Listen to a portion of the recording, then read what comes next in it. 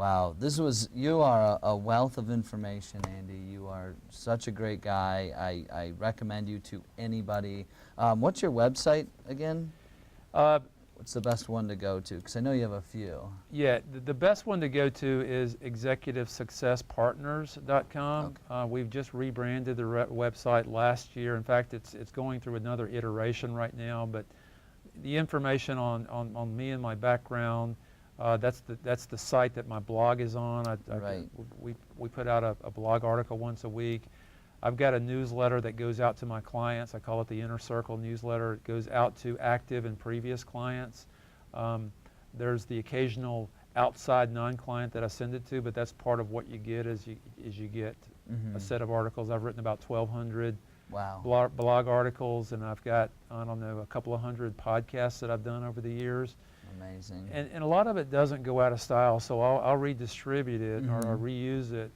But it's that writing that also forces me to stay current on the latest in leadership thinking and the latest in communication skills and so forth. Yeah. And reading is important. If I have to make one more point, again, it's amazing how many clients where I walk in the door and say, "What are you reading?" and they don't give me anything that's a development-focused reading thing or even a recent reading. So that's a big shortcoming that I see that is easy to fix. I mean, reading a book a month is so easy. Once you get into the habit of it and feel the value of it, it's transformational and it's life-changing. What's the #1 book you would recommend in that situation? Well, I happen to be rereading Good to Great right now. Okay. Jim Collins. I mean, I've read it 3 or 4 times. The reason that I'm rereading it is I'm doing a book discussion with a leadership team next month, and I'm rereading it again because we're going to really jump into it in a big way.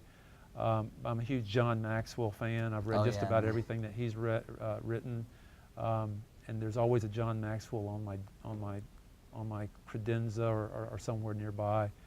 So anything by John with respect to leadership is a great book. Yeah, he's someone I definitely idolize and look to. He's great. I love his stuff. So if I could recommend a current book that I'm reading that I just picked up because I just started listening to her podcast, the best book that I've read on habit development, and habits are such an important element of behavioral improvement.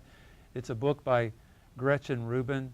The name escapes me because I just bought it and I just started reading it, but I've been listening to her podcast now for about a month and a half, and she talks about her book. But if you Google Gretchen Rubin, R-U-B-I-N, you'll see her book, and it's a book on developing habits and sustaining habits and getting into a routine of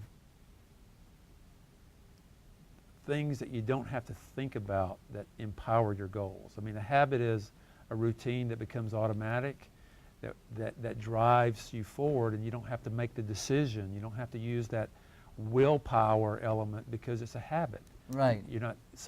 When it's a habit, it's sustaining itself, but it's driving you towards a goal, and it's a powerful technique when you can learn how to do that. Yeah, it digs into the subconscious mind sort of thing, where it's just like brushing your teeth. You probably don't really remember doing it, but it's something you do every day. Right. And reading is a habit, which is why I got to that. If you could develop a 30-minute reading habit, wherever that time is, wherever that energy time is, where you can devote 30 minutes to reading, and it's a huge habit to develop, and it's a great tool from a learning perspective. Awesome. Well, that's going to be one of my rocks then, I think, making sure I read X amount of hours a week. I don't know what it'll be, but I think that's awesome. That's fantastic. Well, your information, I mean, like I said, wealth of knowledge. You have so much to offer. You're really great. I really admire you. I look to you as a mentor and somebody who can, who will help me along in my journey as well. So thank you so much for your time, Andy. Well, thank you. This has been great. Awesome. Well, we'll look forward to having you back hopefully soon. I'll be glad to come back anytime, Brian. Thank you. Great. Enjoyed it. Thanks so much. Okay, thanks.